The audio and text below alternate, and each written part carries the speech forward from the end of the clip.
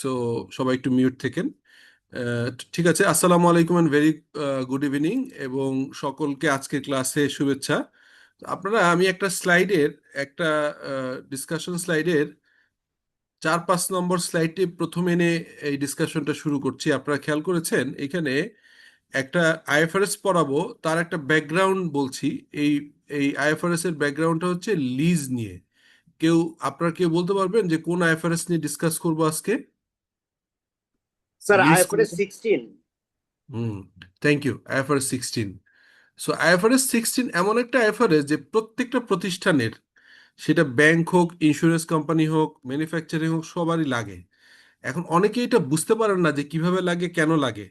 তো সেইটাতে একটা স্লাইড এখানে ডিসকাস করছি যে why the new standard IFRS 17, যেটা ছিল আইএস 17। এই আইএস 17 তো ছিল লিজ, সেটা আইএফআরএস 16 যে হলো, এটা কেন হলো, এইটার ব্যাকগ্রাউন্ড নিয়ে আমি একটা বিখ্যাত লোকের একটা উক্তি দিয়ে শুরু করতে চাই। সেই উক্তিটা এরকম, আপনারা খেয়াল করবেন, সেটা হচ্ছে উনি বলছিলেন, যার কথা বলছি উনি হচ্ছে স্যার ডেভিড টিউইডি। হ্যাঁ, উনি কি বলছিলেন, উনি আইএসবি চেয়ার। আইএসবি মানে কি বলেন তো? আপনাদেরকে প্রথম সেশনে বলেছিলাম আইএসবি মানে কি। International account standard board. হ্যাঁ, ইন্টারন্যাশনাল অ্যাকাউন্টিং স্ট্যান্ডার্ড বোর্ড, যেটা আইএএসসি আগে ছিল। তো সেটার যে চেয়ারম্যান, স্বাভাবিকভাবে আইএসবি চেয়ারম্যান মানে সারা পৃথিবীতেই সে আপনার প্লেনে যাতায়াত করতে হয়। আমরা রিসেন্টলি বাংলাদেশে, আপনারা জানেন যে আমাদের institute of charter accountants of Bangladesh ICAB থেকে আইফ্যাক, যেটা ইন্টারন্যাশনাল ফেডারেশন অফ অ্যাকাউন্টেন্ট, আইফ্যাকের প্রেসিডেন্ট বাংলাদেশে আসছিল। তো উনি ওই সারা পৃথিবীতেই ঘুরে, বুঝছেন। তো আইএসবিরও এরকম বিভিন্ন টেকনিক্যাল মিটিং এ ঘুরতে হয়। তো উনি একটা কমেন্ট করছিলেন, সেই কমেন্টটা দিয়েই হচ্ছে আজকের ক্লাসটা শুরু করতে চাই, সো দ্যাট আপনারা এটা প্র্যাকটিক্যাল আসপেক্টটা বুঝতে পারেন যে আইএস 17-এ কি কি ছিল আর কেন আইএফআরএস 16 আসলো এবং আমাদের প্রতিষ্ঠানগুলো এটা প্রপারলি কমপ্লাইজ হচ্ছে কিনা। তো উনি বলছিলেন যে আইএসবি চেয়ার বলছিলেন, one of my main goal in life is to one day fly on a aeroplane that actually appears on the balance sheet of an airline. অর্থাৎ এটা যদি আমরা বলি, ওয়ান অফ দ্য মেইন গোল, আমার লাইফের অনেকগুলো গোলের ভিতরে একটা মেইন গোল হচ্ছে এইটা, যে আমি এমন একটা প্লেনে ভ্রমণ করতে চাই, একটা অ্যারোপ্লেনে ভ্রমণ করতে চাই, যেটা অ্যাকচুয়ালি ওই এয়ারলাইন কোম্পানির ব্যালেন্স শিট হিট করবে। তো এটার মানে বাংলাদেশে যেসব প্রতিষ্ঠান আছে, যেমন ধরেন লেটসে বাংলাদেশ বিমান, বাংলাদেশ বিমান হ্যাঁ, বাংলাদেশ বিমান আছে। তারপরে ইউএস বাংলা আমি ওদের অ্যাডভাইজিং করেছি, মানে ওদের যত রিক্রুটমেন্ট হতো, ফাইন্যান্স, অ্যাকাউন্টস বা কোম্পানি সেক্রেটারি, অনেকগুলো কোম্পানি, সেটা রিক্রুটিং হায়ারিং বোর্ডে বসতাম। তো ওখানেও দেখেছি এই যে 2019 সালের এই আইএফআরএসটা হওয়ার আগ পর্যন্ত, একটা মজার ব্যাপার হচ্ছে পৃথিবীর সবচেয়ে বড় বড় এয়ারলাইন কোম্পানিগুলো, যেমন কাতার এয়ারওয়েজ, কুয়েত, তারপরে হচ্ছে টার্কিশ এয়ারওয়েজ, ক্যাথে প্যাসিফিক, অথবা যদি বলি আপনার এরকম যেটাই বলেন না কেন, সবগুলা এয়ারলাইন কোম্পানির তাদের যাদের এরোপ্লেনগুলো, কোনোটাই তার ব্যালেন্স শিটে হিট করতো না, আনলেস আদারওয়াইজ বাংলাদেশ বিমান বা বাংলাদেশ গভর্নমেন্টের কিছু এয়ারলাইন্স তারা কিনে ফেলে সরাসরি, যুদ্ধ বিমান কিনে, কিন্তু অন্য বিমানগুলো কিনে না। তাহলে কি হয়, মূলত সারা পৃথিবীর যে এয়ারলাইন্স কোম্পানিগুলো আছে, তারা তাদের এয়ারগুলো লং টাইম লিজে নেয়। এখন লং টাইম লিজটা কি? লং টাইম লিস্টটা হচ্ছে, লেটস সে আপনারা গুলশান অ্যাভিনিউতে, গুলশান 1 থেকে 2-এর ভিতরে যেতে, আহ, 1 পার হয়ে 2 নম্বরের দিকে হাতের বামে স্ট্যান্ডার্ড চার্টার্ডের যে বিল্ডিংটা দেখেন, দেখেছেন কেউ স্ট্যান্ডার্ড চার্টার্ডের বিল্ডিংটা? দেখেছি জি স্যার। স্যার, জি স্যার দেখছি। আচ্ছা, ওই বিল্ডিংটার ওনার কি স্ট্যান্ডার্ড চার্টার্ড, আপনি জানেন? স্যার এটা লিজ নিয়ে মনে হয়। হ্যাঁ, মজার ব্যাপার হচ্ছে লিজ বলতে আমরা যেটা বুঝি, আসলে আমরা সহসায় বলি ভাড়া, মানে আমরা ভাড়ায় নেই, রেন্ট। হ্যাঁ, রেন্ট মানেই লিজ। প্রবলেমটা হচ্ছে যে আগে যখন আইএস 17 ছিল, তখন আপনার এই ভাড়াটা আপনি 6 মাসের জন্য নিচ্ছেন, নাকি হচ্ছে 6 বছর, নাকি 30 বছর, নাকি 60 বছর, এই কোনোটা, অথবা আপনি লিজ নিচ্ছেন কি 10,000 টাকার ভাড়া নিচ্ছেন কি 10,000 টাকা পার মাস ভাড়া, নাকি হচ্ছে 10 কোটি টাকারও তো ভাড়া হয়, হ্যাঁ, 10 কোটি টাকা ভাড়া হয়, এই অ্যামাউন্ট অথবা টাইম, এগুলো নিয়ে কিচ্ছু বলা ছিল না। নর্মালি IS-17 যে অপারেটিং লিজ ক্যাটাগরিতে যেহেতু ছিল, ফাইন্যান্স লিজ কেউ খুব একটা ইউজ করতো না, সবাই যেটা করতো অপারেটিং লিজ মানে ভাড়ার অ্যাকাউন্টিংটা করতো এরকম: rental expense debit, rent expense debit, আর হচ্ছে ব্যাংক অথবা ক্যাশ, ব্যাংক কি ক্রেডিট, এটা হতো। এতে করে যেটা সমস্যা হতো সেটা হচ্ছে, আমরা একটা লিজ যদি নিতাম লেটসে 5 বছর, এবং এই লিজের কন্ট্রাক্ট হচ্ছে যে 3 বছরের ভিতরে আপনি ভাড়া ছাড়তে পারবেন না।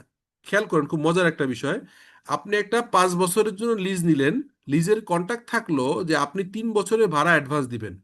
যেমন স্ট্যান্ডার্ড চার্টার যেটা নিয়েছে ওইটা নিশ্চয়ই 30 বছরের জন্য যদি লিজ নিয়ে থাকে, আমি শিওর যে বিল্ডিংটা করা টরা সহ তারা 10 বা 12 বছরের আপনার ভাড়ার টাকা অ্যাডভান্স করছে, এরকমই করে। এরকম করলে আপনার মতো করে, আপনার মতো করেই হচ্ছে তৈরি করে দেয়, বা আপনার নিড অনুযায়ী, কারণ একটা স্পেস আছে, কারণ এত বড় স্পেস তো আর এককভাবে কেউ ভাড়া দেয় না ওভাবে।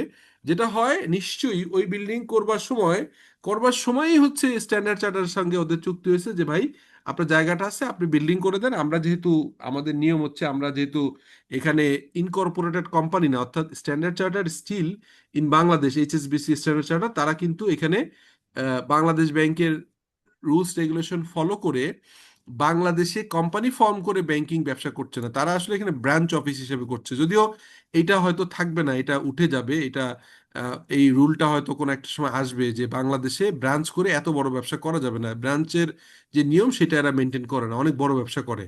তো যাই হোক, সেটা বড় ইস্যু না, ইস্যুটা এটাই যে এই যে আমি 6 ইয়ার 6 মান্থ বা 30 ইয়ার্স, এইটার কোনোটাই না করে নর্মালি আমি যখন যে উদাহরণটা দিলাম যে 5 বছরের বা 10 বছরের জন্য ভাড়া নিয়েছি, 3-4 বছরের জন্য হয়তো ভাড়া অ্যাডভান্সই করে ফেলছি, এখন 3 মাস পরে আমি ডিসিশন নিলাম ব্যবসা করব না।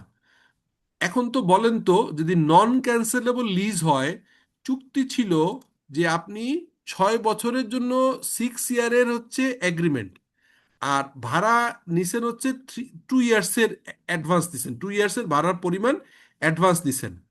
এখন চুক্তি হচ্ছে 2 বছরের আগে আপনি ছাড়তে পারবেন না, ছাড়লে পুরোটা লস হবে।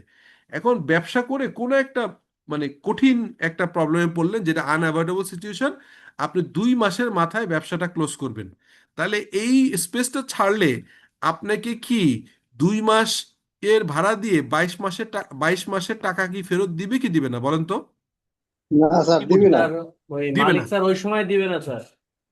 দেয় না, কন্ট্রাক্ট থাকলে দেয় না, যদি ওই নন ক্যান্সেলেবল হয়। তাহলে আপনি বলেন, যদি আমি এইটা করতে থাকি প্রতি মাসে শুধু রেন্ট এক্সপেন্স ডেবিট আর হচ্ছে ব্যাংক ক্রেডিট করে আমি যদি ভাড়া দেখাইতে থাকি, তাহলে এই যে আমি যে 2 বছরের ভাড়া একটা চুক্তি করছি, এবং সরি 6 বছরের ভাড়া চুক্তি করছি, 2 বছরের টাকা অ্যাডভান্স দিয়ে দিছি, এবং এই লিজটা হচ্ছে নন ক্যান্সেবল, ক্যান্সেলেবল লিজ, এই ফিচারটা হচ্ছে এটা ক্যান্সেল করা যাবে না। যদি আপনি ছেড়ে দিতে হয় তাহলে 2 বছরের ভাড়ার টাকাটা পুরো দিতে হবে। তাহলে এই যে কোম্পানির শেয়ার হোল্ডাররা কি প্রপারলি ওই কোম্পানির ইনফরমেশন পেলো কি পেলো না, যদি শুধু রেন্ট এক্সপেন্স ডেবিট আর ব্যাংক ক্রেডিট হয়, তাহলে তো মনে হবে যে আপনি একটা ভাড়াটি, আমরা যে অ্যাপার্টমেন্টগুলো ভাড়া থাকি যেগুলা, আমাদের মতো করেই একটা ব্যবসা প্রতিষ্ঠান তার হচ্ছে করবে। অথবা আরেকটা জিনিস খেয়াল করেন, আমরা যে IDLC,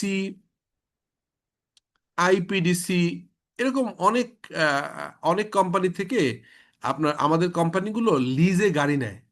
লিজের কন্ট্রাক্ট থাকে এরকম যে আপনি যত গাড়ি লাগবে, ধরেন একটা স্যাংশন দিল যে 10 কোটি টাকার লিমিটের ভিতরে আপনি গাড়ি কিনতে পারবেন, তো আপনার কিছু, আপনার হচ্ছে ইয়ে লাগলো, পিক আপ লাগলো, কিছু সিডন কার লাগলো, দু একটা জিপ নিলেন, এই সমস্ত টাকাগুলো যেটা হয়, গাড়ি কিনলেন, ধরেন আমি তর্কের খাতিরে ধরলাম যে এই XYZ মোটরসের কাছ থেকে নিলেন, হ্যাঁ, সালসাবিলের কাছ থেকে নিলেন। এখন এই জায়গাটাতে সালসাবিলের কাছ থেকে যে নিলেন, এটা কিন্তু আপনার ইয়ে হবে না। এটা কি বলেন, এটা কি হবে না বলেন তো? এটা কিন্তু সালসাবিল হচ্ছে গাড়ি নেবেন আপনি, কিন্তু সালসাবিলকে টাকা দিয়ে দেবে স্ট্যান্ডার্ড এই IDLC বা IPDC।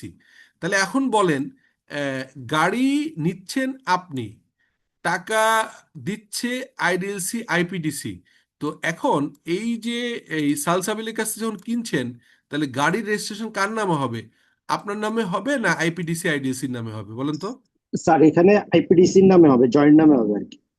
জয়েন্ট নামে হয় বা আগে, এখন জয়েন্ট নামেও করে, আগে ওই সরাসরি আগে আইপিডিসি আইপিডিসির নামে থাকতো আর নামে কি হতো। স্যার। আচ্ছা, তাই যদি হয় তাহলে এই গাড়িটার অ্যানুয়াল যে ফিটনেস হয়, সেই ফিটনেসের সময় আমাদের ট্যাক্স টোকেন দিতে হয়, আমাদের অ্যাডভান্স টাকা দিতে হয়, এটা আইপিডিসির নামে যায়। এখন কোশ্চেনটা হচ্ছে যে গাড়িটা যদি কেনার 2 দিন পরে, ধরেন আপনি ফেরি পার হইতে যে নদীতে পড়ে ডুবে গেল, অথবা ভেঙে যেয়ে পুরো নষ্ট হয়ে গেল, বা এরকম কিছু হলো, তাহলে কি এই টাকাটা আইডিএলসি বলবে যে ভাই পুরো মাফ করে দিলাম? মাফ করে দিবে কি দিবে না? না না স্যার, ওটা না স্যার, কখনো দিবে না।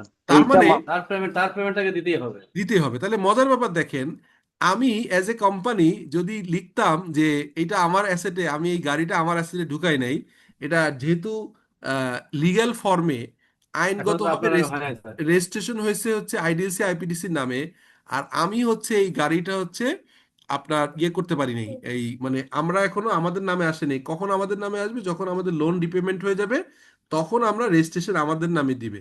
তারপরে রেস্ট অফ দ্য গাড়ির লাইফ আমরা এনজয় করব, আমাদের নামে থাকবে। কিন্তু আলটিমেটলি কিন্তু আমরা এর বেনিফিট এনজয় করছি, এটার রিস্কটা আমার ঘাড়ে, কিন্তু নামে রয়ে গেছে আইপিডিসি। তো এই কারণেই এই ধরনের লিজ ফাইন্যান্সিং বা লং টার্ম যে লিজগুলো, এগুলোকে এখন আগের মতো অপারেটিং লিজ হিসেবে কোনো ট্রিটমেন্ট করা যাবে না, অপারেটিং লিজ নামে কিছু থাকবে না। ইভেন আপনি আপনার হেড অফিস, আজকে আমরা যারা এখানে আছি 35 জন, তাদের হয়তো যারা চাকরি বাকরি করি, আমরা সবাই জানি আমাদের হেড অফিস বা ফ্যাক্টরি কোনো না কোনো জায়গায় ভাড়া নেওয়া আছে। তো ভাড়াটা যদি 1 বছরের বেশি সময়ের জন্য নেওয়া হয়, তাহলে অবশ্যই তাকে আপনার লিজের আন্ডারে আইএফআরএস 16 কাভার করতে হবে। এবং as there is no option of operating lease, তাহলে তখন আমাদের কিন্তু রেন্ট এক্সপেন্স আর ব্যাংক ক্রেডিট করা যাবে না। আমাদের রাইট টু ইউজ অ্যাসেট নামে একটা অ্যাসেট হবে, এবং লিজ লাইবিলিটি নামে একটা লাইবিলিটি হবে। সো এইটাই হচ্ছে মূলত আইএফআরএস 16-এর মোদ্দা কথা। এখন আমরা ডিটেলটা দেখব কিভাবে করব, আমরা একটা ব্যালেন্স শিটে কিভাবে ইম্প্যাক্ট হয়, ইনকাম স্টেটমেন্টে কি ইম্প্যাক্ট হয়, এটা আমরা দেখব। আর আমরা এই আমাদের কোম্পানিগুলোর কারোর যদি এখনো রেন্টাল দেখানো থাকে, তাহলে সে কিভাবে করবে, প্রয়োজনে আমরা টেকনোলজির হেল্প নিব, মানে আমাদের এআই টুলস থেকে আমরা কেস স্টাডি বা প্রপারলি প্রম্পট লিখে আমরা এটা চেক করব যে লিজের কমপ্লায়েন্স হয়েছে কি হয় নাই। তো যাই হোক, এটা আমরা বুঝতে পারলাম যে এখানে আমরা যেটা পড়বো, হোয়াট ইজ লিজ, আইএফআরএস 16 চেঞ্জগুলো অলরেডি বলেছি, এগুলো আমরা আলাপ করব, আর একটা এক্সাম্পল দেখব। তো আমরা এখানে লিজ হচ্ছে আপনার 2016 সালে ডিক্লেয়ার হয়েছিল, জানুয়ারি 2019 সাল থেকে চলে আসতেছে। এখানে সবচেয়ে বেশি ইম্প্যাক্টেড হয়েছিল যেসব, মানে ব্যাংকিং সেক্টর বেশি হয়েছিল। ব্যাংকিং সেক্টরের লিজের ইম্প্যাক্ট সবচেয়ে বেশি, ওয়ান অফ দ্য, যারা যারা বেশি সাফার করছে, যাদের এটা প্রবলেম হয়েছে, কারণটা কি বলেন তো? ব্যাংকের কেন প্রবলেম হয়েছে, এই বলতে পারেন কিনা? লিজের এই 19 সালের অ্যাপ্লিকেশনে ব্যাংকগুলোর ফাইন্যান্সিয়াল স্টেটমেন্টে অনেক বড় পরিবর্তন আসছে। কেন? ব্যাংকের তো স্যার অধিকাংশ লিজ নেওয়া স্যার। হ্যাঁ, ব্যাংকের যে ব্রাঞ্চগুলো, বাংলাদেশ ব্যাংকের রেগুলেশন আছে, আপনি চাইলেই সব ব্রাঞ্চ কিনতে পারেন না। তো নিয়ম হচ্ছে যে আপনার ম্যাক্সিমাম, যদি একটা ব্যাংকের ব্রাঞ্চ থাকে লেটসে 500 ব্রাঞ্চ, আমি শিওর তার ভিতরে হয়তো 50টাও তার কেনা না, হেড অফিসটা হয়তো সাড়ে কেনা থাকে, চারশো হেড অফিস। লিজের হবে। হ্যাঁ, হ্যাঁ, ম্যাক্সিমাম লিজ হবে। তার লিজ হলে ম্যাক্সিমাম। এতদিন কি ছিল? এতদিন ধরে ধরেন মতিঝিল ব্রাঞ্চ, তারপরে ধরেন Uttara branch, Thakurgaon branch, Khulna branch, Bagerhat branch, এরকম শত শত ব্রাঞ্চ ছিল। তো এই ব্রাঞ্চগুলোর ক্ষেত্রে আমরা কি করতাম, রেন্টাল এক্সপেন্স হয়ে ডেবিট হইতো, ব্যাংক ক্রেডিট হইতো। আর এখন এই যে 500 ব্রাঞ্চ, সবগুলো ব্রাঞ্চেরই এই যে আপনার এই কন্ট্রাক্টটা যদি কোনো জায়গায় 5 বছর, কোনো জায়গায় 7 বছর, কোনো জায়গায় 10 বছর হয়, তাহলে এই টোটাল আগামী যত বছরের পেমেন্ট করব, সেই পেমেন্টেরটা ফিউচার ভ্যালুকে প্রেজেন্ট ভ্যালু করে এনে আমরা লিখতাম right to use asset under lease. এটা নিয়ে আমরা একটা অ্যাসেট ক্রিয়েট করতাম, আর লাইবিলিটি আন্ডার লিজ করতাম। আর তাহলে এই যে রেন্টের সাথে, রেন্ট তো প্রতি মাসে মাসে আপনার ওপেক্সে চলে যেত। এখন যে আমার ব্যালেন্স শিটে এটা আসতেছে, ফলে ব্যালেন্স শিটের অ্যাসেটের পাশে অনেক বেড়ে গেছে, লাইবিলিটি পাশেও বেড়ে গেছে, আর এই জায়গাগুলো পরিবর্তন আসছে। তো এইটাই হচ্ছে আমাদের মূল পরিবর্তন। তো সোফার আমি কনটেক্সটটা কি বুঝাতে পারছি? এখানে কেউ কেউ হয়তো অ্যাডভান্স লেভেলে ফাইন্যান্সিয়াল রিপোর্টিং এর সাথে যুক্ত, আবার অনেকে হয়তো মানে আইএফআরএস বা এই লিজ লিজ অ্যাকাউন্টিংটা প্রথম দেখছেন, বাট আমি সোফার খুব ক্লিয়ার করে বুঝাতে পারছি, বুঝছেন?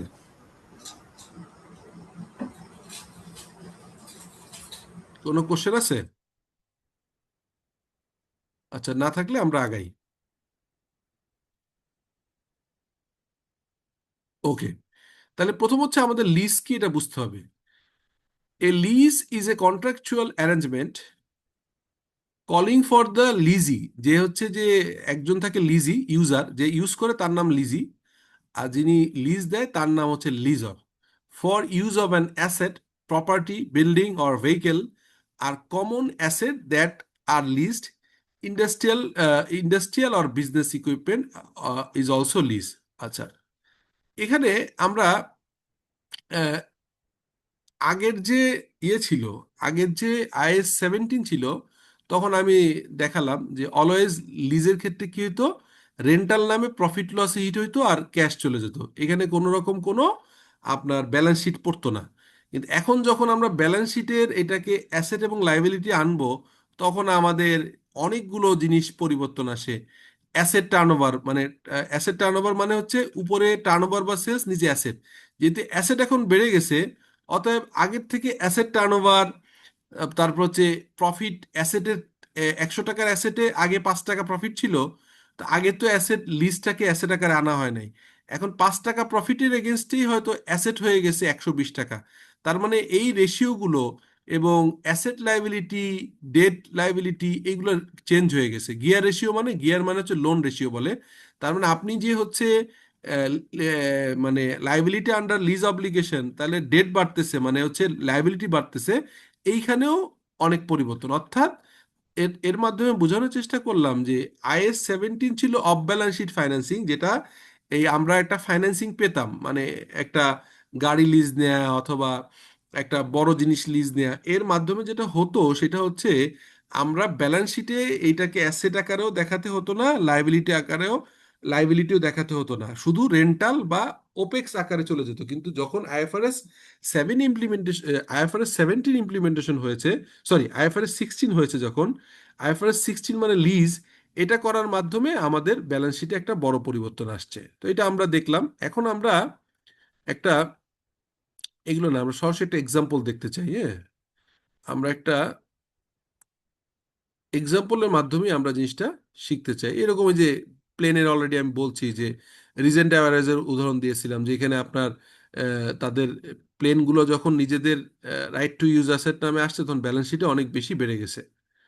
তো এইটা আমরা একটু দেখব যে এটা আমরা কিভাবে কাজটা করব। তার আগে এই এই এখানে একটা এক্সাম্পল আছে, এক্সাম্পলটা দেখার আগে আমরা একটু স্কোয়ার অথবা আপনার অন্য কোম্পানির কিভাবে অ্যাকাউন্টিং করে এটাও আমরা দেখব। আগে আমরা এই এক্সাম্পলটা দেখি এবং সঙ্গে সঙ্গে পরে মিলাই।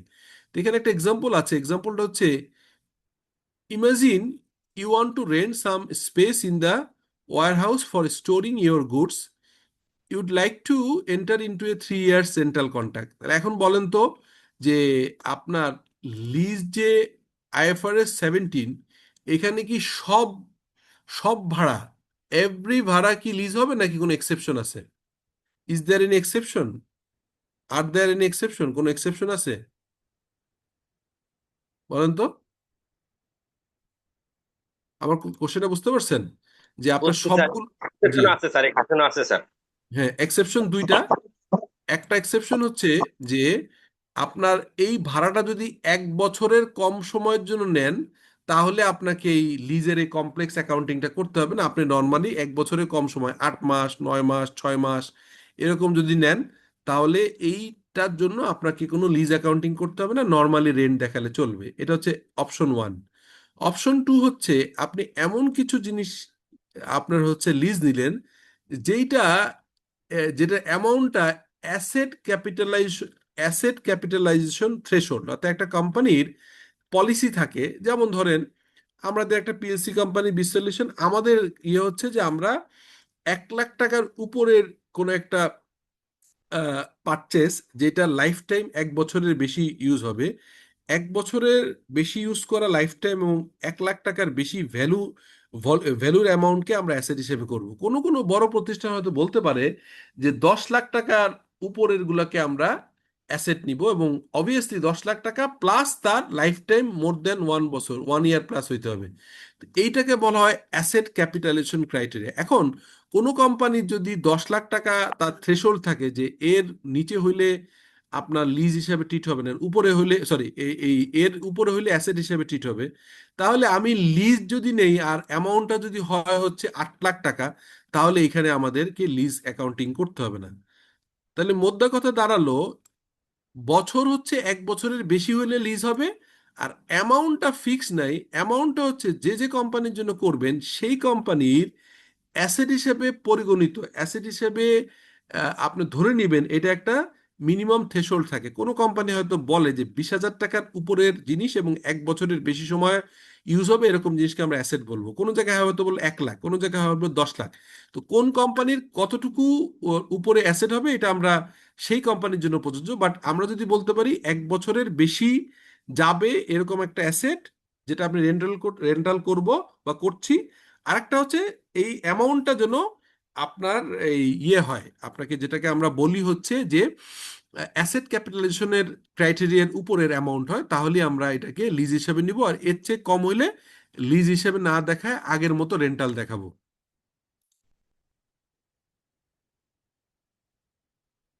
ক্লিয়ার? জি স্যার, ক্লিয়ার। তার মানে স্যার এখানে এটা দুইটা অপশন যাবে, একটা রেন্টালে যাবে একটা লিজে যাবে। হ্যাঁ হ্যাঁ হ্যাঁ, সেটা আমরা দেখবো এক্সাম্পল দেখলে। হ্যাঁ, রাইট, ইউ আর রাইট। এখন দেখেন, imagine you want to rent some space in the warehouse storing your goods, you would like to enter into a 3 years rental contract. তাহলে এখন বলেন তো, এই যে 3 ইয়ার্স বলা, এখন কি এটা লিজ হবে নাকি রেন্ট হবে, কি মনে হচ্ছে আপনার? লিজ লিজ হবে হবে স্যার। স্যার। স্যার যেহেতু 1 বছরের বেশি, তা সেক্ষেত্রে স্যার অ্যামাউন্টের একটা ব্যাপার আছে। অ্যামাউন্টের একটা ব্যাপার আছে, রাইট। এখন অ্যামাউন্টটা আমরা চেক করব, অ্যামাউন্টের policy, right, you are right. তাহলে এখন বলা হলো যে you you storing a goods, you would like to enter into 3 years rental contract, the owner of the warehouse offer 2 option. আপনাকে 2টা অপশন দিল। এটা হয় কি, আমাদের দেশে হয় না বাট সারা পৃথিবীতে আছে। আমরা যেমন আলুর জন্য কোল্ড স্টোরেজ ভাড়া করি, সারা পৃথিবীতে ওয়্যার হাউস নিজেরা কেউ মেনটেন করে না সাধারণত। এই যে আলী বিন আলী আছে ইন মিডল ইস্ট, তারা কি করে, বড় বিশাল বিশাল ওয়্যার হাউস নেয়। তারপরে ওয়্যার হাউসের ভিতর এ, বি, সি এরকম ভাগ ভাগ করা আছে। আপনি চাইলে যে 2,000 স্কোয়ার ফিট 6 মাসের জন্য ভাড়া, 500 স্কোয়ার ফিট 4 মাসের জন্য ভাড়া, এরকম করে ভাড়া নিতে পারেন। তো সেরকম একটা কোম্পানিতে আপনি স্পেস ভাড়া করতে চাচ্ছেন, সেই কোম্পানির 2টা অপশন আপনাকে অফার করছে। প্রথম option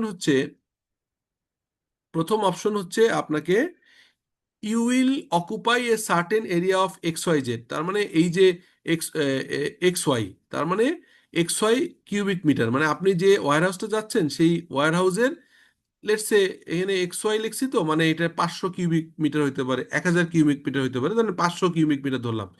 You will occupy a certain area of 500 cubic meter, but the specific place will be determined by the owner of the warehouse based on the actual uses of the warehouse and free store.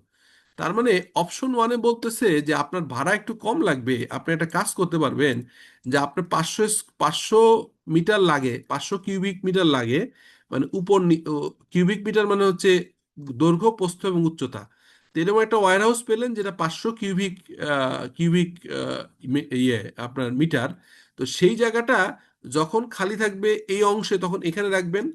পরে আপনার এখানে খালি হয়ে গেল, আরেকজনের product দিয়ে দিবে। আপনি যেহেতু 3 মাসের কন্ট্রাক্ট করছেন বা 6 মাসের করছেন, এরপর আবার আসলে এখানে খালি হলে এখানে দিবে, অথবা এখানে দিবে। তার মানে স্পেসটা স্পেসিফিক না, যখন যেখানে খালি থাকবে, গাড়ির পার্কিং এর মতো। আমরা যখন এই বিভিন্ন হাইরাইজ বিল্ডিং এ পার্কিং এ রাখি, স্কোয়ারে অথবা বসুন্ধরা সিটিতে, তখন আপনারা কিন্তু ঘন্টা হিসাবে একটা পার্কিং চার্জ নেয়। সেই পার্কিং কিন্তু নির্দিষ্ট না, আপনি যেটা যখন খালি থাকবে তখন সেটা আপনাকে দিবে। তো এরকম একটা কন্ডিশনে আপনাকে ভাড়া দিতে রাজি হয়েছে।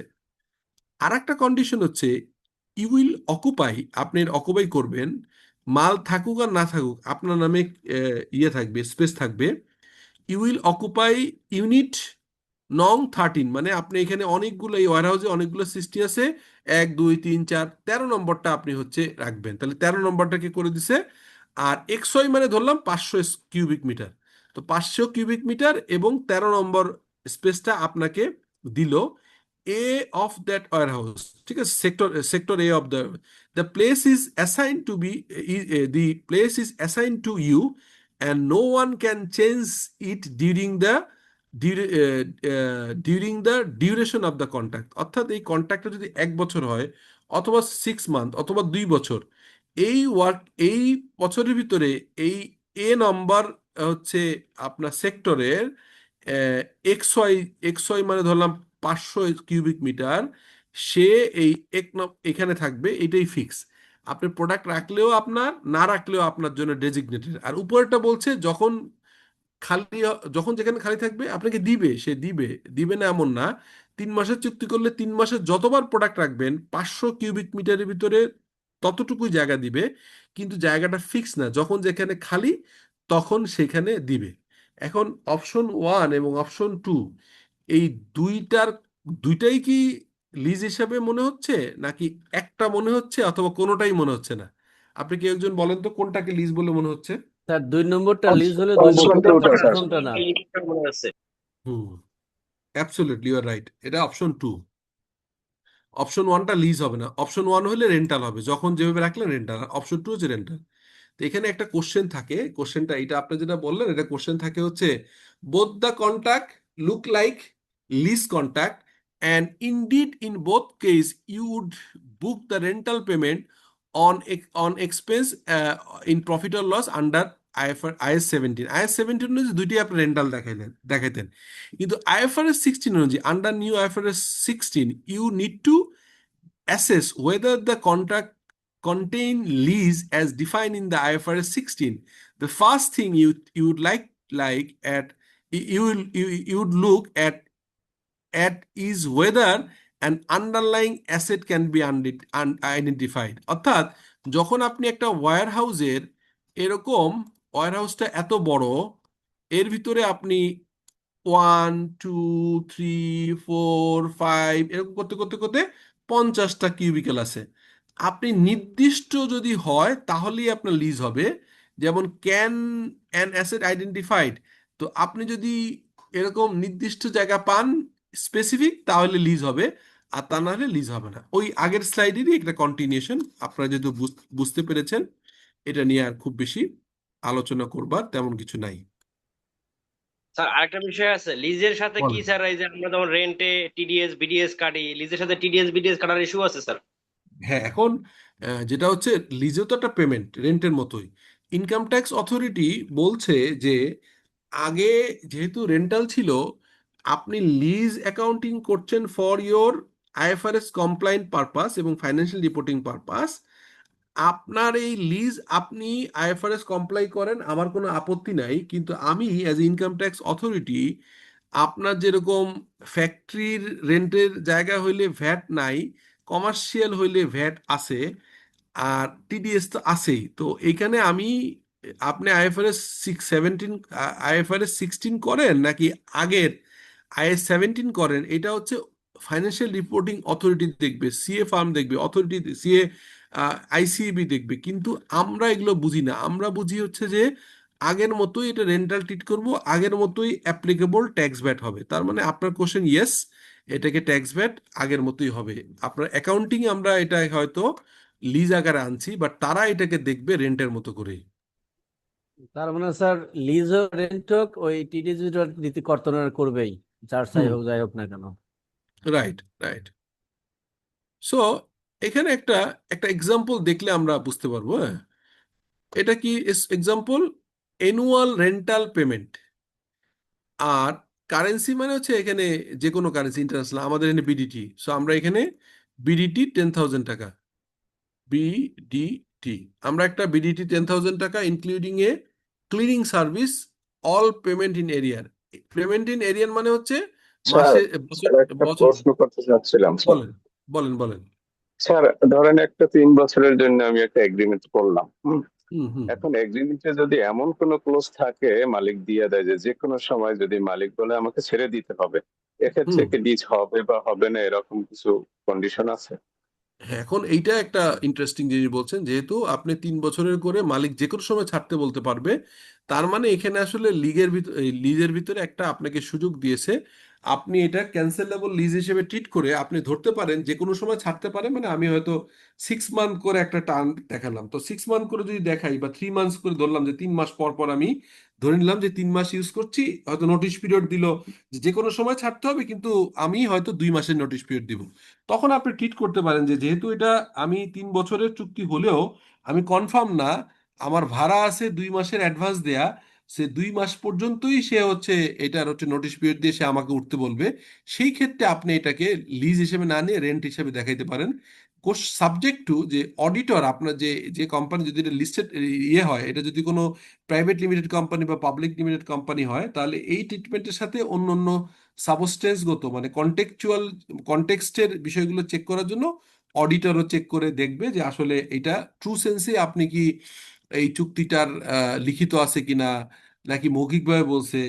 মৌখিক হলে আবার সেটা একটা চ্যালেঞ্জ, কারণ লিখিত তো আছে 3 বছর, মৌখিকভাবে বললে তো এটা কতটুকু ট্রিট করবো, মানে মোটামুটি আপনি করতে পারবেন। বাট এটাকে আপনার যে অডিট করবে যে অথরিটি, তারা এটা একমত হইতে হবে, নাহলে তারা আবার বলবে যে আপনি এটা হচ্ছে লিজ লাইবিলিটি এবং লিজড অ্যাসেটকে কমায় দেখানোর জন্য আপনি ওপেক্স এবং ওপেক্স এর শুধু রেন্টাল দেখাচ্ছেন। তো এই জায়গাগুলো আমার মনে হয় যে ইউ আর রাইট, এটা করা যাবে, কিন্তু ডেফিনেটলি এটা করার আগে আপনার যে অডিটর আছে ওনার সাথে একটু আলাপ করে নিতে হবে। তো আমরা এটা ওকে, দেখলাম যে, থ্যাংক ইউ স্যার। জি, জি। তো আমরা এখানে যদি দেখি যে 3 বছরের, তাহলে 3 বছর মানে একটা হয়ে গেছে। আর ধরে নিলাম এক প্রতি বছরে 10,000 টাকা যেহেতু বলতেছে, তো আমি ধরে নিলাম 10,000 USD, এবং এটা অ্যাসেটের অ্যাসেটের যে ক্রাইটেরিয়া ফুলফিল করে, মানে এটা লিজ হবে। আর 3 বছরের লিজ, ডিসকাউন্ট রেট যেহেতু এটা ইয়ে করতে হবে, টাইম ভ্যালু অফ মানি দিয়ে করতে হবে, এটা 5% আছে। এখন আপনি বলছেন যে এটা আইএস আগের অনুযায়ী কিভাবে করতেন আর IFRS 16 অনুযায়ী কিভাবে করছেন, দুইটারই কম্পারিজন, আগে কিভাবে করতেন এখন কিভাবে করবেন বা করছেন। তা আমরা এখানে দেখলাম যে এখানে সিম্পল হচ্ছে যে 10,000 টাকা, 10,000 টাকার ভিতরে একটা কন্ডিশন দেয়া আছে, যে এখানে একটা জিনিস খেয়াল করবেন যে এখানে বলা আছে যে হচ্ছে 10,000 টাকা ক্লিনিং সার্ভিস আছে এর ভিতরে। তো ক্লিনিং সার্ভিসে আবার এখানে পরে বলে দিছে অ্যাজ আন্ডার IS 17, মানে আগের নিয়ম অনুযায়ী you need to classify lease first based on the warehouse economic life. একটা ওয়ারহাউসের আগের একটা নিয়ম ছিল যে আপনার এই লাইফ টাইমে 75% আপনাকে অকুপাই করতে হবে। তার মানে একটা বিল্ডিং যদি 30 বছর হয়, আপনি 25 বছর যদি ইউজ করেন তাহলে হয়তো এটা লিজ হিসেবে নিতে হবে। কিন্তু একটা বিল্ডিং এর বয়স যদি লাইফ টাইম 30 বছর হয়, আপনি যদি 3 বছরের জন্য নেন, তাহলে এটা আগের অনুযায়ী এটাকে ওপেক্স মানে অপারেটিং লিজ দেখাইতো, ফাইন্যান্স লিজ দেখাইতে হতো না। কিন্তু এখন এইসব ক্রাইটেরিয়া নেই, এখন সরাসরি সবগুলোই হচ্ছে আপনার ক্যাপেক্স হবে, ক্যাপিটাল লিজ হবে, ঠিক আছে। তো বলছে আন্ডার IS 17 ইউনিট টু, তাহলে এখানে আমরা IS 17 অনুযায়ী এটা কিন্তু এই অপারেটিং লিজ নিতাম। আর IFRS 16 অনুযায়ী এটাকে আমাদের কিন্তু প্রথম question unit to follow the three step. Is it a lease under IFRS 16? Yes, lease. কেন? Here is probable, yes probable that, please see the explanation above. আমরা ওই যে বলছি না যে এখানে বলা ছিল যে এইখানে দেখবেন যে এখানে যে লাইফ টাইমের সে কি কন্ট্রাকচুয়াল কিনা, দুইটা অপশন বলছিলাম। আমরা এখানে অপশন হিসেবে দেখলাম যে এটা ফিক্সড একটা প্লেস দিচ্ছে, এরকম এইটা ফিক্সড প্লেস মানে লিজ। তাহলে এটা আমরা প্রথম কোশ্চেন। সেকেন্ড কোশ্চেন হচ্ছে আপনার, সেকেন্ড কোশ্চেন ছিল যে, সরি, সেকেন্ড কোশ্চেন ছিল যে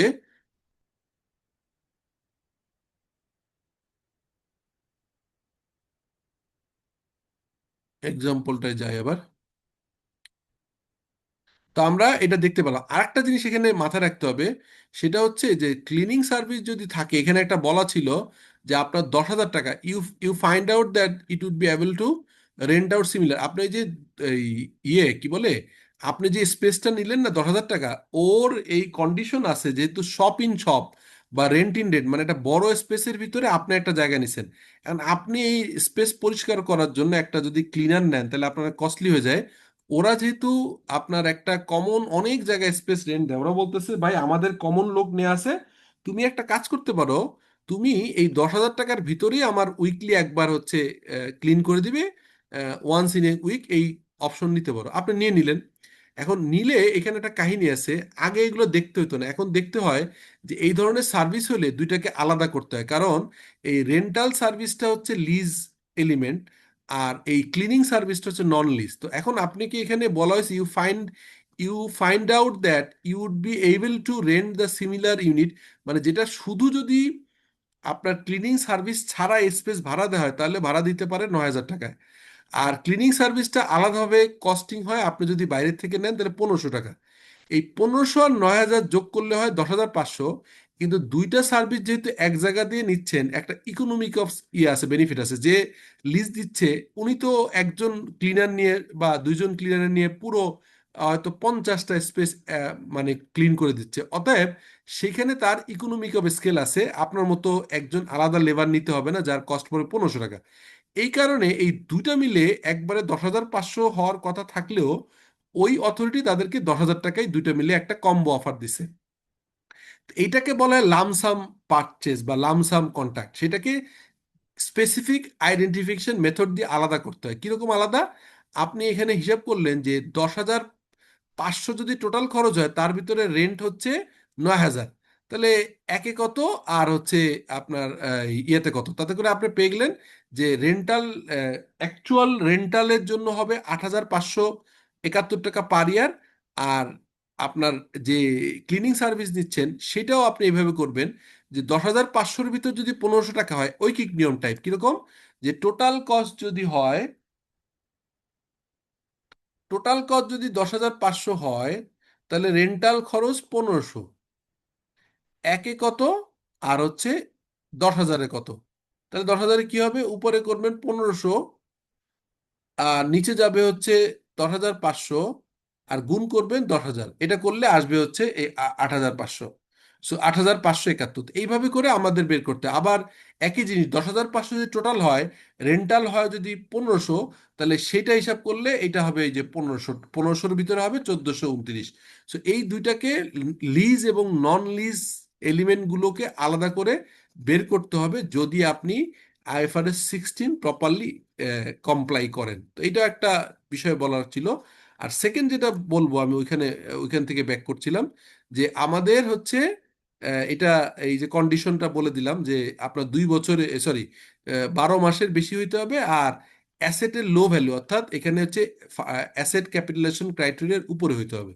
তারপরে আমি এক্সাম্পল, ওই দুটো লাইনে বাদ পড়ে গেছিল, এক্সাম্পলে এসে আমরা দেখব যে এখানে এই যে অ্যামাউন্ট ভাগ করা আছে 8,500। তো এখন হিসাবটা কিরকম হবে? হিসাবটা হবে হাউ টু রিকগনাইজ যে কি পাবো, আপনার যেটা করতে হবে, 1 বছরের শুধু রেন্টালের অংশটা হচ্ছে 8,571। তো এইটাকে 5% দিয়ে ডিসকাউন্টিং করতে হয়। ডিসকাউন্টিং মানে হচ্ছে আপনারা জানেন যে এই আপনার নর্মালি কি হচ্ছে, নর্মালি হচ্ছে এরকম যে প্রথম বছর শেষে, ফার্স্ট ইয়ার শেষে আপনাকে দিতে হবে হচ্ছে 8,571, সেকেন্ড ইয়ারেও দিতে হবে 8,571, থার্ড ইয়ারেও যে দিতে হবে 8,571। তাহলে টাইম ভ্যালু অফ মানি দিয়ে কারেন্ট এটাকে জিরো পিরিয়ডে, এটা ফার্স্ট ইয়ার শেষে জিরো পিরিয়ডে আনতে হবে, এটাকেও জিরো পিরিয়ডে আনতে হবে, এটাকেও জিরো পিরিয়ডে আনতে হবে, মানে এই তিনটাকেই আপনার ফিউচার ভ্যালুগুলোকে প্রেজেন্ট ভ্যালু আনতে হবে। তো প্রেজেন্ট ভ্যালু করবার জন্য এটা এটা রেট দেওয়া ছিল 5%। এই টোটালি 8,571 গুণ করলে আসবে 3,824, আর হচ্ছে 500 টাকা, 3,824 আর 25, 2600 সামথিং আসবে। সেটাকে যখন 5% দিয়ে ডিসকাউন্ট করছি, তখন অ্যামাউন্টটা চলে আসে হচ্ছে 23,341। তাহলে 23,341 যদি হয়, তাহলে আপনি এখানে লিখবেন হচ্ছে অ্যাকাউন্টিং ট্রিটমেন্ট হবে যেটা ডেবিট হবে রাইট টু ইউজ অ্যাসেট 23,341, আর লিজ লাইবিলিটি হবে 23,341। তাহলে আপনার ব্যালেন্স শিটে আগে কোনো অ্যাসেটও থাকতো না IAS 17 অনুযায়ী, আবার IAS 17 অনুযায়ী কোনো লাইবিলিটিও থাকতো না। সে কি করতো? লিজ নন লিজ ভাগাভাগি করতো না, সে সিম্পল করতো প্রতি বছর শেষে তার রেন্ট দিতে হবে 10,000, বছর শেষে একটা সে এন্ট্রি করতো, হচ্ছে প্রভিশনিং এন্ট্রি করতো, rent expense debit, rent payable, আর পরে হয়তো পরের দিনই টাকা দিয়ে দিত, তখন rent payable debit, bank credit. এটা ছিল তার ট্রেডিশনাল IAS 17। আইএফআরএস 16 এসে তাকে কিন্তু এই টোটাল লিজ নন লিজ ভাগ করতে হলো প্রথম। সেকেন্ড কাজ করতে হলো তাকে এই 3 বছরের ভাড়ার অংশটা যেহেতু ফিউচারে পেমেন্ট যাবে কারেন্ট ভ্যালুতে এনে সেই অ্যামাউন্টটা দিয়ে আমরা ডেবিট করব, অ্যাসেট আকারে আসবে, যেটাকে হচ্ছে এই রাইট টু ইউজ অ্যাসেট। আর যে টাকাটা দিতে হবে লিজরকে, আপনি লিজরকে যে টাকাটা দিবেন সেই লিজরকে দিতে হবে 3 বছরে 23,341, এটা টাইম ভ্যালু কনসিডার করে এখনকার সময়। তো এখন যদি হয়, এখন যদি আমরা এটা দেখি, হ্যাঁ, তো আমরা যদি এটা দেখি তাহলে কি হবে, পরেরটায় যদি আমরা আসি, অ্যাকাউন্টিং আন্ডার আইএফআরএস 16, তাহলে আমরা এখন কি করব, এই 23,341 যে আমার হচ্ছে 3,000 সরি 23,341 যে অ্যামাউন্টটা আসছে, এই অ্যামাউন্টটা হচ্ছে 23,341 ডিভাইড বাই 3, তাহলে এইটাকে ভাগ দিয়ে যে অ্যামাউন্ট আসে 7,780, এইটা আমাদের হচ্ছে প্রতি বছর আমাকে ডেপ্রিসিয়েশন চার্জ করতে হবে স্টেট লাইন অনুযায়ী। ঠিক আছে, এইটা একটা নতুন। তার মানে অ্যাসেট রিকগনিশন করতে হলো, লাইবিলিটি রিকগনিশন করতে হলো, লিজ নন লিজ অ্যামাউন্টটাকে ভাগ করতে হলো, আর হচ্ছে আপনার এটাকে এখন হচ্ছে ইয়ে করতে হলো, আপনার হচ্ছে এই আলাদা করতে হতো। সেই আলাদা করার নিয়মটা কি? আলাদা করার নিয়ম হচ্ছে এই 7,780 আপনার পার ইয়ার ডেপ্রিসিয়েশন চার্জ করতে হবে এইভাবে। এখন আপনি দেখেন, এই যে আমি বললাম যে 3 বছরের টাকাটাকে টাইম ভ্যালু করে প্রেজেন্ট আনছি, এই অ্যামোর্টাইজেশন শিডিউল থাকে ব্যাংকে সেইভাবে আপনাকে আনউইন্ডিং করে, মানে এইটা তো মূলত কত বলেন তো, অ্যামাউন্টটা কত ছিল বলেন তো, আপনারা এখানে দেখে বলেন তো, এই যে 8,571, এইটাকে যদি 3 দিয়ে গুণ করেন তাহলে অ্যাকচুয়ালি কত আসে? কার সামনে ক্যালকুলেটর আছে? একটু করে দেখবেন কত আসে। সেটা আসবে 25,713। 25,713 টাকা স্যার। 25,713, কিন্তু আমার টাইম ভ্যালু যেহেতু 5% ডিসকাউন্ট করছে এই জন্য আমার অ্যামাউন্ট আসছে 23,000।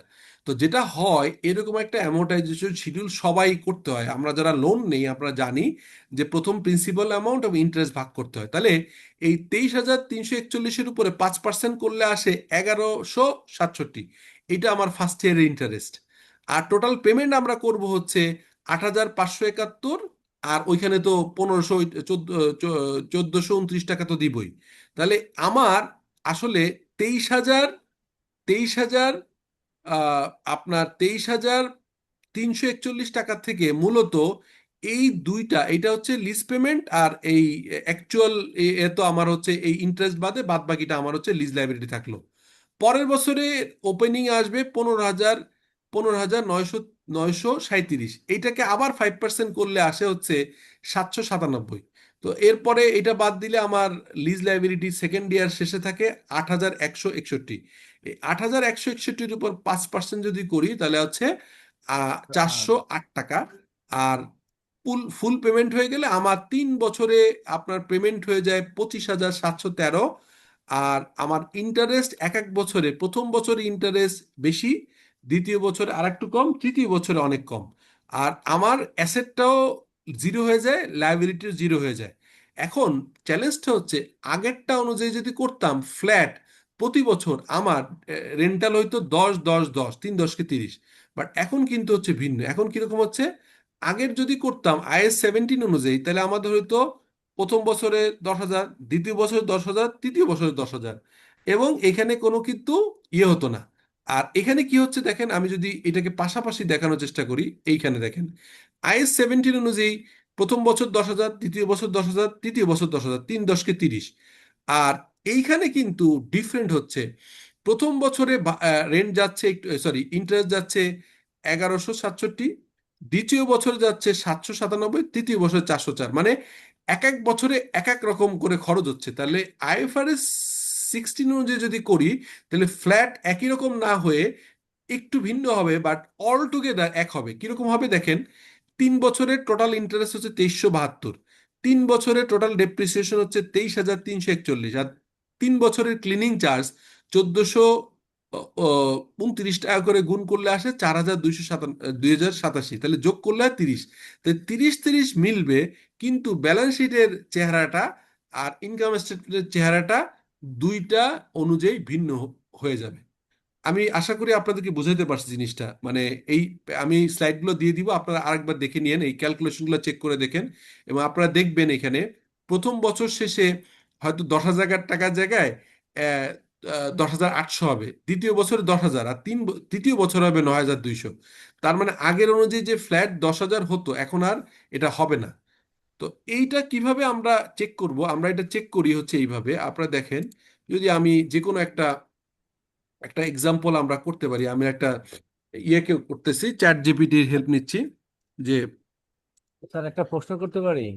আমি জাস্ট এই কোশ্চেনটা করি, তারপরে কোশ্চেনটা করি, হ্যাঁ, জাস্ট এক স্যার মিনিট, হ্যাঁ, আমি একটু জাস্ট এটা প্রম্পট দিয়ে রাখি। I am a chartered accountant. I am conducting a lecture on IFRS 16 lease. So I want to have a discussion with my participant of the class regarding the change in IAS 17 that was replaced by IFRS 16 back in 2019. So please give us a synopsis, giving a simple example, and example creating difference between IAS 17 and IFRS 16. Please give us the asset capitalization criteria as per IFRS 16. Lease condition, I mean the exception, I mean lease should be more than 1 year.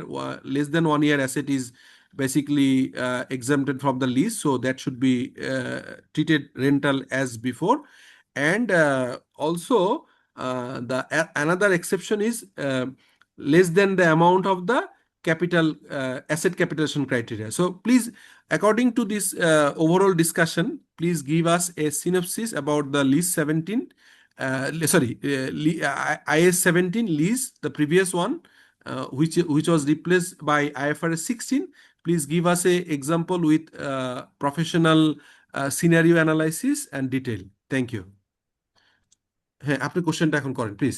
আমি just একটা বোঝার চেষ্টা করলাম যে ওরা কিভাবে আমাদের জিনিসটা দেয়, বা আপনারাও কিভাবে যে কোনো আইএস আইএফআরএস পড়ার সময় কিভাবে হেল্পটা নিতে পারেন, বলেন। স্যার আপনি এখানে যে 3 বছরে যে অ্যামাউন্টটা ছিল 8,571 টাকা জি টাকা জি জি। এটা 3 বছরে 25,713 টাকা আসছে। এখন এখানে হচ্ছে যে 23,441, এই অ্যামাউন্টটা স্যার কোন জায়গা থেকে আসলো? কোনটা? এই 23,441 ও, মেবি 23,000 হচ্ছে ইন্টারেস্টটা বাদ দেওয়া, ওইটা যে অ্যামortization শিডিউল। অ্যামাউন্ট, যেটা যে 5%।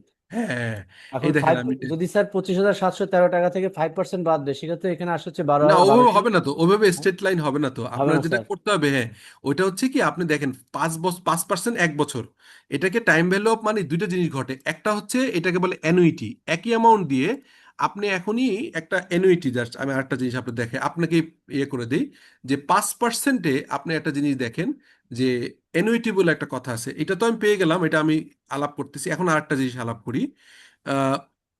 We want to have an example of annuity calculation.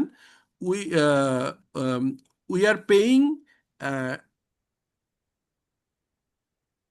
10,000 টাকা each year, and the average interest rate is 5%. So 5% rate is fixed. So give us the annuity formula of 3 years 5%. And what is the calculation? How can we calculate the present value of the 10,000 each year at the end of the period we need to pay? And the effective interest rate is 5%, and tenure is 3 years. আপনার যেটা বললেন না, ওইটা হচ্ছে যে আমরা ওইভাবেই করি, মানে এনইটি বলে, এনইটি ফর্মুলা। সো এই যে আমি একটা এক্সাম্পল দিলাম, আমি আগের লিস্টটাও কিন্তু ওরা বের করে দিচ্ছে, ঠিক আছে। সো এখন আমরা আপনারা এটাই আবার বোঝার চেষ্টা করছি। তো আমি এটা আপনাদেরকে যেটা বোঝানোর চেষ্টা করি, সেটার উদ্দেশ্য হচ্ছে, যে কোনো কোশ্চেন আপনাদের মনে আসলে এই চ্যাট জিপিটি ফ্রি, শুধু যদি আপনি টেকনিক্যাল টার্মগুলো জানেন, তাহলে আপনি এই দেখেন, এখানে বলতেছে present value of the lease payment, annual lease payment 10,000 টাকা, ডিসকাউন্ট রেট ইজ হচ্ছে 5%, নাম্বার 3, এরকম করেই এই দেখেন 10,000 টাকারটা চলে আসতেছে পার ইয়ার কত আপনার, 10 এর 3 10 কে 30 হওয়ার কথা, কিন্তু হয়ে গেছে 27,300 32, 232 টাকা স্যার। 232, সরি, এটা হচ্ছে ইস্যু। ঠিক আছে, আমি এই সিম্পল এই ফ্যাক্টরিং ফ্যাক্টরটা কিন্তু 5 ইয়ারের প্রথম বছর হয় হচ্ছে এরকম, তারপরে আরো মানে আস্তে আস্তে কমে যায়। ঠিক আছে, মানে 5% রেটে এক বছরেরটা হবে 0.95, পরের বছর হচ্ছে 0.90, থার্ড ইয়ার যেহেতু বিষয়টা এরকম হয় যে আমি যদি যখন হিসাব করি তখন হচ্ছে এইটা জিরো পিরিয়ড। পিরিয়ড আমি যখন করি এটাকে নেট প্রেজেন্ট ভ্যালু বলে, তো প্রেজেন্ট ভ্যালু, এটাকে প্রেজেন্ট ভ্যালু বের করি আমরা, সরি, প্রেজেন্ট ভ্যালু বের করি, পিভি বের করি। তো পিভি বের করার সময় পিরিয়ড জিরোতে আনতে হয় সবকিছু, পিরিয়ড 1, পিরিয়ড 2, পিরিয়ড 3। তাহলে এই 10,000কে 10,000, 10,000, 10,000, এই 10,000কে জিরো পিরিয়ডে আনতে হয়, এইটাকে আনতে হয়, এটাকে আনতে হয়। তো 5% রেট হইলে প্রথম বছর, এই বছর ডিসকাউন্টিং করবো হচ্ছে এইটা, এই অ্যামাউন্ট দিয়ে, পরের বার করবো আর একটু বড়, মানে যত দূরে যাবে তত হচ্ছে অ্যামাউন্ট কমে যাবে, একের জায়গায় 0.9 হয়ে যাচ্ছে, এইভাবে করে ডিসকাউন্টিং করে। Got my answer? Got your answer? বুঝতে পারছেন? স্যার বর্তমানে ব্যাংক মনে হয় এই সিস্টেমে লোন দেয় স্যার। হ্যাঁ, এটাই নিয়ম, এটাকে অ্যামোর্টাইজেশন শিডিউল বলে। তো আপনি যদি একটা ব্যাংকের এখনো যদি বলেন, so please give us a amortization schedule as per the bank rule. Let's say I want to take a 10 lakhs taka loan from a bank. The interest rate is 12, and we need to pay each month end, and we need to repay the full amount within 5 years. So the terms I repeat once again. 10 lakh taka loan, 5-year loan, need to pay each month equally. I mean 60 payment for 5 years, 60 installment, and interest rate is 12%. So give us a amortization schedule. So আপনি দেখবেন যে এরকম করে আপনারা প্রত্যেকটা জিনিস quickly understanding এর জন্য আপনারা শিখে নেবেন। লিখতে সময় লাগে, ভয়েস দিয়ে করেন। আমি এইভাবে সিম্পলিফাইড ওয়েতে দেখার চেষ্টা করি। এই যে দেখেন, লোন অ্যামাউন্ট 10,000 টাকা, অ্যানুয়াল ইন্টারেস্ট 12%, মান্থলি ইন্টারেস্ট 1% হয়ে যায়, 5 ইয়ার্স টার্ন 6 ইয়ে। এটা করলে আপনার এই ফর্মুলাতে আপনি এই যে দেখেন, আপনার 10 লাখ টাকা লোন, আপনার হচ্ছে ইন্টারেস্ট হচ্ছে আসে, এর করে আপনার মান্থলি ইএমআই আসবে প্রতি মাসে 2244, 22,000, এরকম করে আপনাকে পেমেন্ট করলে 5 বছরে শেষ হবে। ওই 1 বছর করে ধরছে, আমি 6 ধরে নেই। যাই হোক, এটা আপনি 12 বছরে 12টা ধরছে, এটা আপনি যদি 60টা ধরেও করতে পারতেন।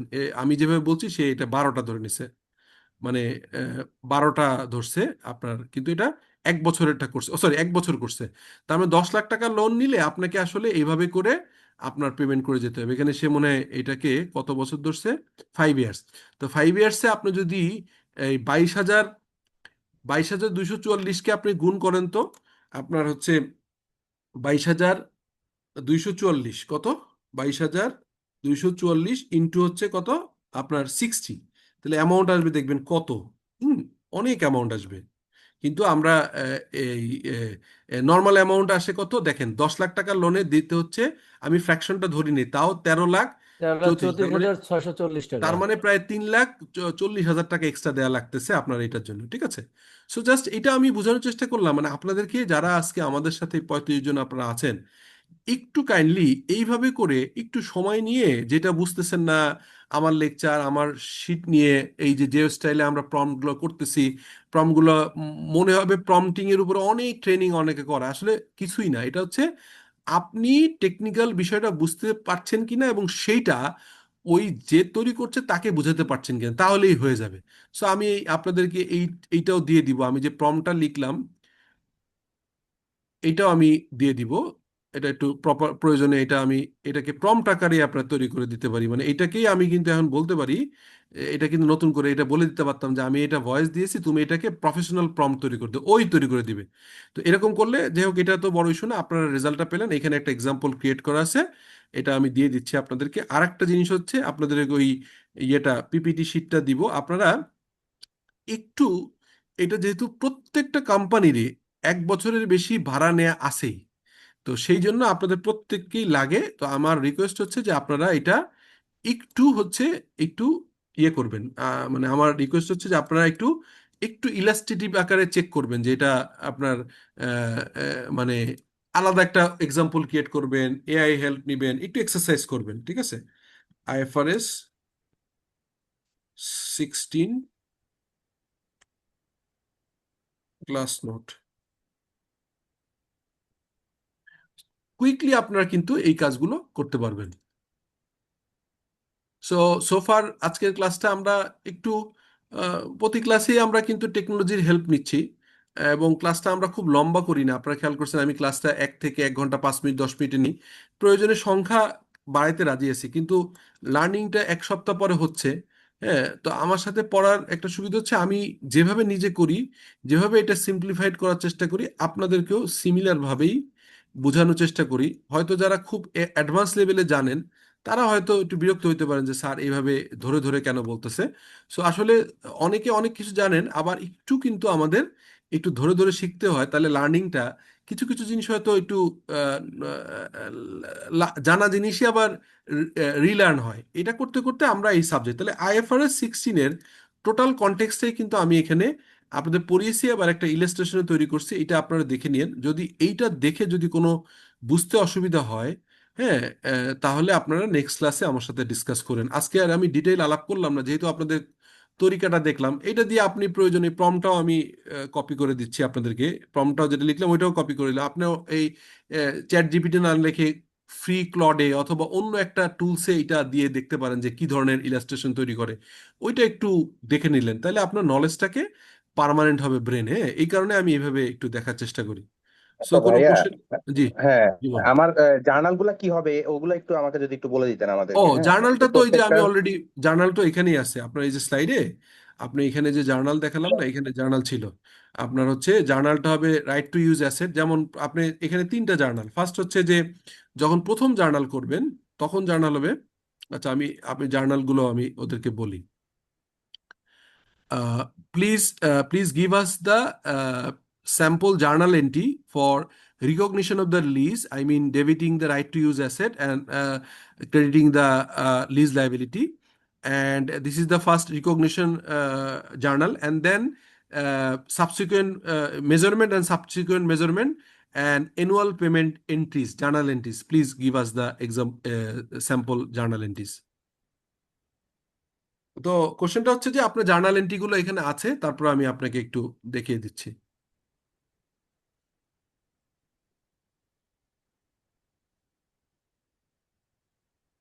এই যে আপনার জার্নাল এন্ট্রি হচ্ছে, প্রথম আপনি যখন করবেন এটা হবে রাইট টু ইউজ অ্যাসেট, তার মানে ওই যে টোটাল ভ্যালু ধরলাম। আমাদের এখানে বোধহয় 23,000 কত টাকা আসছিল। 23,441। হ্যাঁ, তো ওইটা হবে আমার ডেবিট,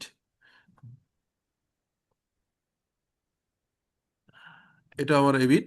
ক্রেডিট হবে লিজ লাইবিলিটি, এটা গেল এক। সেকেন্ড হচ্ছে ইন্টারেস্ট এক্সপেন্স, ওই যে বছর শেষে যেটা হয় আমাদের এখানে আসছিল প্রথম 1100 কত টাকা আসছিল ফার্স্ট ইয়ারে। আর ক্রেডিট হবে লিজ লাইবিলিটি। আর যখন পেমেন্ট করব তখন লিজ লাইবিলিটি ডেবিট হবে পুরো টাকাটা, আর হচ্ছে ব্যাংক ক্রেডিট হবে এত টাকাটা। ঠিক আছে? সো আমাদের ওই এক্সাম্পলে, আমরা যদি ওই এক্সাম্পলে দেখি তাহলে আরো সুবিধা হবে। আমরা প্রথম যে এন্ট্রিটা করব সেই এন্ট্রিটা করব হচ্ছে এরকম। আমরা লিখবো হচ্ছে, যেহেতু এটা রেকর্ড থাকবে আপনাদের সাথে, আপনারা চেক করে নিন। সেটা হচ্ছে রাইট টু ইউজ অ্যাসেট, এটা ডেবিট করবেন হচ্ছে 23,000 431। 431, স্যার 331 স্যার। 331 বা যা আছে, এটা তো সমস্যা না, 341 বা সামথিং। আর ক্রেডিট হবে হচ্ছে লিজ লাইবিলিটি, এটা গেল ফার্স্ট। এটা গেল ফার্স্ট। সেকেন্ড হচ্ছে বছর শেষে যখন আপনি টাকা দিতে হচ্ছে তখন আপনি যেটা করবেন সেটা হচ্ছে ডেপ্রিসিয়েশন করবেন। এই যে অ্যামাউন্টটা আসছিল কত জন্য, স্টেট ডেপ্রিসিয়েশন আসছিল 7,780 না কত। আর হচ্ছে আপনার ইয়ে এটাকে বলে অ্যাকুমুলেটেড অ্যামোর্টাইজেশন। এটাকে আর ডেপ্রিসিয়েশন অ্যামোর্টাইজেশন বলাটাই উচিত, কারণ ইনটেনজিবল অ্যাসেট তো, এটা তো ফিজিক্যালি না। তো অ্যামোর্টাইজেশন আর হচ্ছে আপনার অ্যাকুমুলেটেড অ্যামোর্টাইজেশন। আর যখন শেষ এন্ট্রি দিচ্ছেন পেমেন্টে তখন হচ্ছে এরকম যে ব্যাংক ক্রেডিট, মানে যেটা টাকা দিচ্ছেন 10,000, আর লিজ লাইবিলিটি কমে যাচ্ছে। লিজ লাইবিলিটি কমে যাচ্ছে প্রথম বছরে হচ্ছে আপনার লিজ লাইবিলিটি কমতেছে কত অ্যামাউন্ট জন্য হবে, এইটার থেকে এই অ্যামাউন্টটা বিয়োগ দিলে যেটা হয়। আর ইন্টারেস্ট হবে হচ্ছে 1167, কেউ বলেন তো যে 8,571 থেকে আপনার হচ্ছে সরি সরি না 7,404 টাকা স্যার। হ্যাঁ আচ্ছা হ্যাঁ 7,464 404 7,404 4 আচ্ছা আর একটা হচ্ছে এখানে ব্যাংকের সাথে আর একটা আছে হচ্ছে ওই যে 1,400 কত টাকা পেলাম না, যেটা হচ্ছে ক্লিনিং সার্ভিস, ক্লিনিংও একবারে, কারণ একবারে টাকা দিচ্ছে ক্লিন সার্ভিস 1,439 বা কত ছিল সামহাউ। তাহলে এটা হচ্ছে লিজ লাইবিলিটি একটা, ইন্টারেস্ট একটা, আর হচ্ছে এই ক্লিনিং সার্ভিস, তিনটা হবে হচ্ছে ডেবিট বা আলাদা আলাদা করা যায়, আর ব্যাংক থেকে টাকা দিচ্ছেন এটা ক্রেডিট। বোঝা গেল? এই সেম জিনিসটাই কিন্তু আমি যেটা এখান থেকে দেখালাম, এই সেম জিনিসটা হচ্ছে আমরাও এখানে পেয়ে গেছি, এটাও আপনাকে দিয়ে দিচ্ছি, মানে যিনি কোশ্চেন করলেন, তো আপনারা হয়তো সুবিধা হবে। আমি যেহেতু জার্নাল এন্ট্রি এখানেও আছে ওটাও দিচ্ছি, প্লাস পরে যে আমরা স্যাম্পল জার্নাল এন্ট্রি তৈরি করতে বললাম তারাও একটা ইলাস্ট্রেশন দিয়ে করার কথা আমি চেক করি, ওইটাও আপনারা দেখে নিন। আর আমার এক্সাম্পলটা তো আমি এই যে এই থাকলোই, আপনার এই ভিডিও যখন পড়বেন তখন প্রয়োজনে ভিডিও লেকচার কালকে যখন পাবেন ওটা দেখে নিন। এই যে এখানে এক্সাম্পল ক্রিয়েট করে দিছে, ইনিশিয়াল রিকগনিশন, আমি যেভাবে বললাম, সাবসিকুয়েন্ট মেজারমেন্ট, লিজ পেমেন্ট, তারপরে হচ্ছে এগুলো সব ডেপ্রিসিয়েশন সবগুলো এখানে ক্যালকুলেশন করে দিয়েছে। সো এইটাও আপনাদেরকে দিয়ে দিচ্ছি।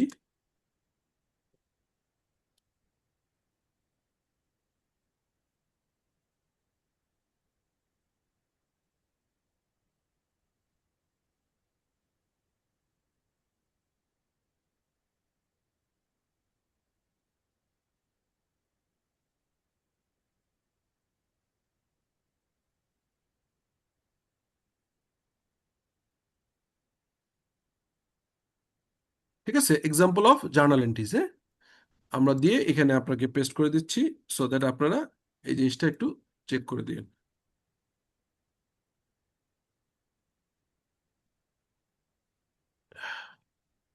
এই যে আপনার এখানে টোটাল জিনিসটাই দেয়া আছে।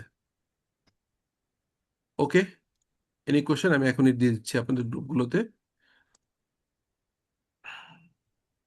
বলুন প্লিজ, এনি কোশ্চেন?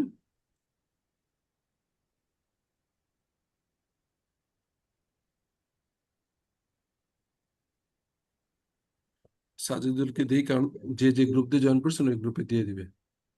বলেন, কোনো কোশ্চেন? তাহলে মেনটেনেন্স এর কস্টটা আমি আলাদাভাবে হ্যাঁ এন্ট্রি হ্যাঁ দেবো, আর হ্যাঁ, হচ্ছে ডেপ্রিসিয়েশনের আর হচ্ছে লিজ লাইবিলিটি এটা আমি আলাদাভাবে দেবো না? Right right, G.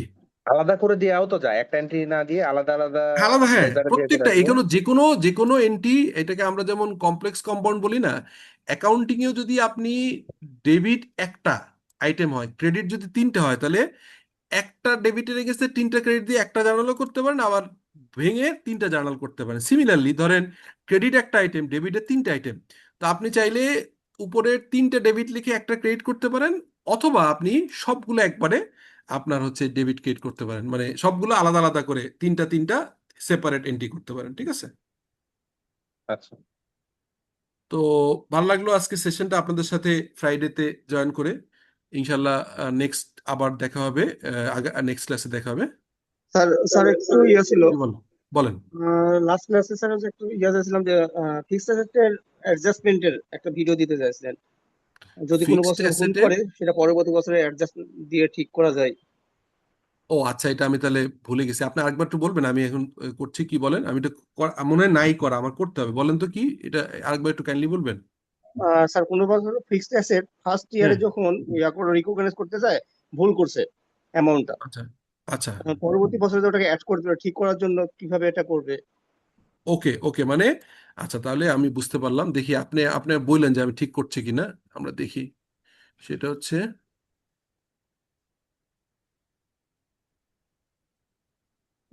I am a accountant of a company.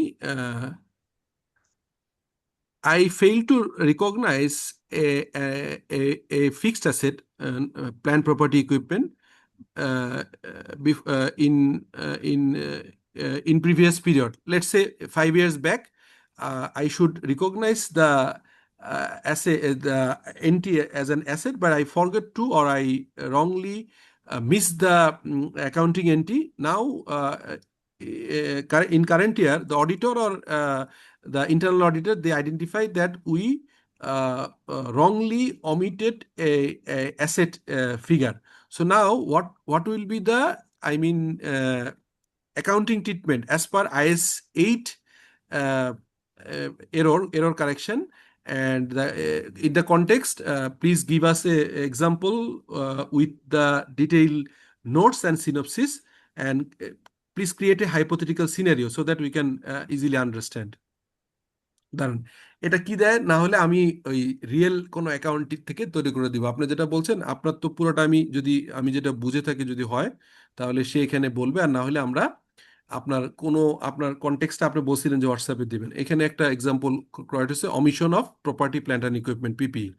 আচ্ছা, এখানে বলছে যে scenario ABC limited purchase a machine 1st January 2021 of টাকা 10 লাখ টাকা। The machine has cost 10 lakh টাকা, useful life 10 years, residual value nil, depreciation method straight line।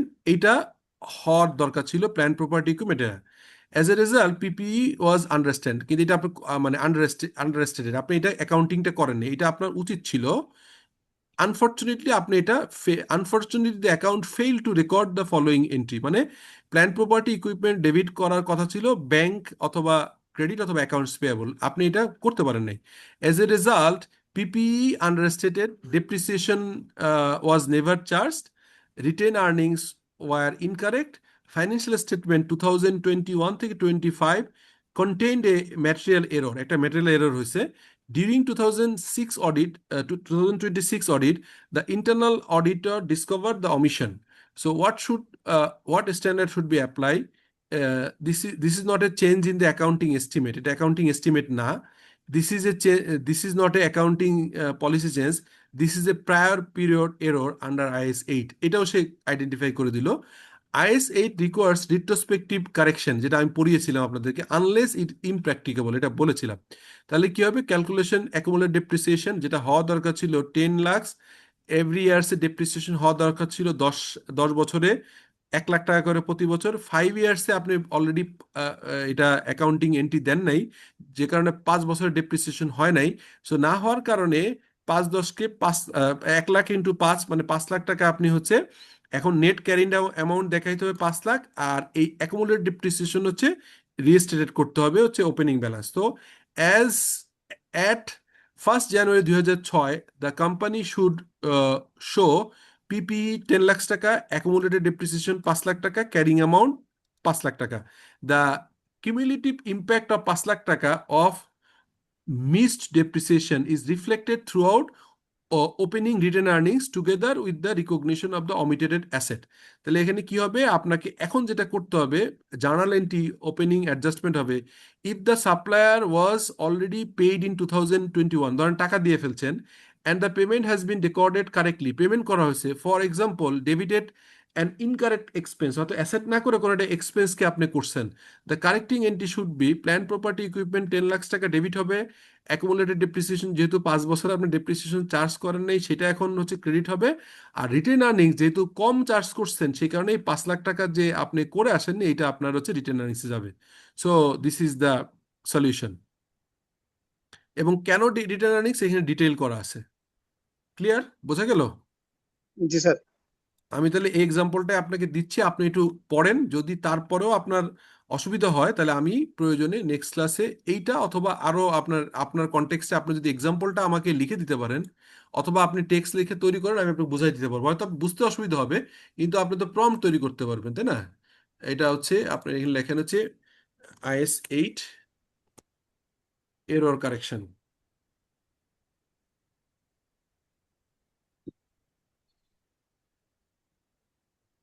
Sir আপনার practical accounting এর একটা বই আছে, ওইখান থেকে কি আমরা IFRS এর কোনো হেল্প পাবো? প্র্যাকটিক্যাল অ্যাকাউন্টিংটা একটু মানে IFRS এর প্রাইমারি লেভেল, ওইটা হচ্ছে যারা একদম নন কমার্স অথবা অন্টারপ্রেনিয়ার ব্যবসায়ী তাদের জন্য বেশি ভালো। আর IFRS এর যে আমার যে পার্ট 1 পার্ট 2 ওইটা হচ্ছে অ্যাডভান্স লেভেল IFRS, ওইটাও ভালো। এটা আপনি পড়লে শুধু IFRS না, আপনি অনেকগুলো জিনিস আপনি এখানে বুঝতে পারবেন। ঠিক আছে? ওটা তো স্যার আপনার বই আকারে আছে না? হ্যাঁ, বই এটা হচ্ছে প্র্যাকটিক্যাল অ্যাকাউন্টিং নাম। এটা আপনি ওই যে লিটন পাবলিকেশনে পাবেন, ওরা আমার বইগুলো অন্যরাও করে, এই ফারহান আরো কি জন আছে, ফারহান তারপরে আরো কাকা নীল সাথে আছে, ইয়েতেও পাবেন। তারপরে রয়্যাল লাইব্রেরি, অনেকগুলো লাইব্রেরি আছে। আচ্ছা, আমি ওই আমাদের যে ক্লাস কোঅর্ডিনেটর, ওকে আমি সবগুলো সাজেদুলকে দিয়ে দিলাম, আপনাদেরকে সমস্ত জিনিসগুলো ক্লাস ম্যাটেরিয়াল আর ক্লাস রেকর্ডিং কালকে পাবেন। সো আপাতত আজকের মতো শেষ করি, আমরা নেক্সট ক্লাসে এরকম আপনারা কোশ্চেন করবেন, কোশ্চেন করলে যেটা হবে আমরা হয়তো জিনিসগুলো ক্লিয়ারলি একটু মানে আরো আলোচনা সাপেক্ষে আর একটু আলাপ করতে পারবো। আমরা ক্লাস করেছি IS 8, সেটা নিয়ে আলাপ করলাম, আমরা IS 10 নিয়ে হয়তো আলাপ করব, বা আজকে IFRS 16 নিয়ে আলাপ করলাম। যখন যেটা ডিসকাস করব সেই টপিকসের উপরে যে কোশ্চেনগুলো আছে, একজন জার্নাল এন্ট্রি জানতে চাইলেন, ওইটা জানার কারণে আমরা একটা জার্নাল এন্ট্রি বোঝার চেষ্টা করলাম। তো এইভাবে আমাদের আসলে ডিসকাশনের মাধ্যমে ক্লাসটা নিলে, আমরা যে 1 ঘন্টা 15 মিনিটের ক্লাস নিলাম, কিন্তু এটা লার্নিংটা হলো প্রায় 5 ঘন্টা সমান। কারণ এটা তো ধরেন অনেক স্লো, আপনার ডিটেইল লাইন বাই লাইন পড়ায় অনেকে ডিসকাস করে, বাট আমি চেষ্টা করি যে আপনাদেরকে এমন একটা জিনিস ককটেল বানিয়ে দিলাম, যেটা আপনি এটাকে ইলাস্ট্রেট করে করে, এটা নিয়ে অ্যানালাইসিস করে করে, you have the class material, you will have the, I mean recording, class recording, you will have the AI prompt and all these things. You can have your own মানে practice material. You can create some example, you can see, analyze, review, and যদি কোনো জায়গায় বুঝতে অসুবিধা, you can come back to me, or you can ask question in the class, next class. So thank you for being with me. Assalamu alaikum. আসসালামু আলাইকুম ওয়ালাইকুম sir. আসসালাম। Wa alaikum assalam.